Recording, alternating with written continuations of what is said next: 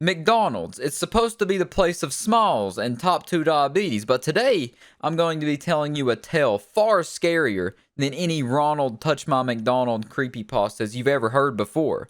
And this is based on a true story. I'm just a little old Derek when this story takes place. I would say about 10 to 12 years old. And my parents decide, hey, we're going to take us a bit of a field trip over to McDonald's. But this was not your run-of-the-mill typical McDonald's. This McDonald's had a PlayPlace. And in my small child mind, I was ecstatic, to say the least. This was the best day of my life. I was going to get some nuggies and be able to play in the same building. This was unheard of. You got to keep in mind also that I'm from a fairly small town, so McDonald's to me growing up was just the place to get chicken nuggets and also disappointment because I never got the toy I wanted in the Happy Meal. But like I said, the news that I was being taken to a McDonald's with a full playset, that absolutely blew my mind. That's also the same day that I renounced religion, because heaven seems insignificant compared to this McDonald's paradise on earth. Surely nothing could come close to this euphoric experience I was about to have. So I arrive at the McDonald's definitely looking like the Joker. I had like a permanent smile painted on my face. My cheeks were starting to rip even, I think. That's just a permanent smile from the amount of overjoyedness I was feeling. It was like I was having an orgasm on Christmas morning. Nothing could ever top that feeling. But regardless, I enter this holy place where I'm probably the only one that's not depressed and shoving Big Macs down my gullet, and I make my way straight to the main attraction. There is no time to waste here. My mom goes to order. Me, my brother, and my dad go to open the door. I've waited so long to open, and immediately I'm hit with the smell of feet. I remember it to this very day.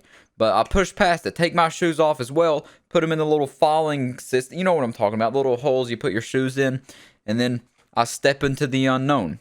Little did I know I was stepping into something worse than Amy Schumer's stand-up. But I'm making my way through the playset now, passing up some other kids, hitting on the girls and whatnot. You guys know me. And then I find the slide. I go down the slide, smooth as butter. Nothing went wrong. Everything's perfect, so I go straight back in to explore the rest. I go through the same exact path, but instead of going down the slide, this time I take the road less traveled, and I have all the kids behind me saying, no, Derek, please don't go that way. Bobby went that way on my 8th birthday party, and he never came back. But I have females to impress, and balls that haven't came close to dropping yet, so I go anyways, and looking back now, I definitely should have heeded their warnings. I'm making my way down the uncharted path now, and everything's going fine and dandy. I can't figure out what the fuss was about. Why were they warning me in the first place? Everything seemed the same as what I'd previously explored in the playset already, but that quickly became the problem. Everything seemed exactly the same. Which way do I turn? Had I already been here before? Where are the bubbles I can see my parents from? The warnings start coming through my head again. My head's swimming. I should have listened to them. I'm too young to die. I haven't even watched my first porn video yet. I gotta find a way to get out of here. I'm starting to panic now. It feels like an eternity that I've been crawling. My knees hurt. I'm getting claustrophobic, and I'm starting to lose hope in survival itself. I can't even hear the other children now. Everything's silent. All I see is the color red, and at this point, I'm believing the monster is gonna turn the corner and take me, just like it did Billy at that 8-year-old kid's birthday party. I might even find his corpse, for crying out loud. I truly am doomed. But I crawl as fast as I possibly can, looking over my shoulder the whole way, and there it is. Hope. In the color green. This might just be the exit. I'm actually going to survive. But it wasn't the exit. It was another turn. That did lead to the exit. So I go down that slide as fast and unsafe as possible, not even caring about slide burn at this point, and sweating like I just had a masturbation competition with a porn addict. But I was safe. The other kids were amazed. I told them I saw Bobby's corpse and that he unfortunately didn't make it. But I was safe. They saw me as a hero, a true man. I'd conquered the impossible. I conquered the McDonald's death trap. Needless to say, I did not go back in that playset. I ate my nuggies with some barbecue sauce and then left as fast as humanly possible. I didn't warn anyone else though. It's their own funeral if they go down the wrong path.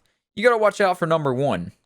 Always remember that. So we're back in the car. I'm fully safe and we're heading back home, and I take one last look back at that dreaded PlayPlace. And I swear, Ronald McDonald himself was sitting in the bubble, smiling at me and waving poor little Bobby's skeleton arm at me, almost like he was saying, "You were at my mercy. I let you live so you would tell the tale of my power."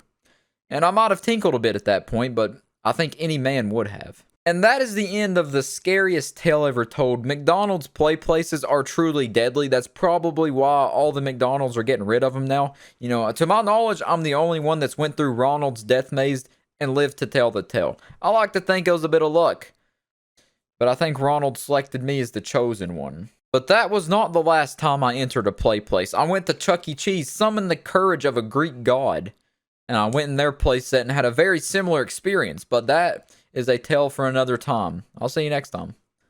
Peace out.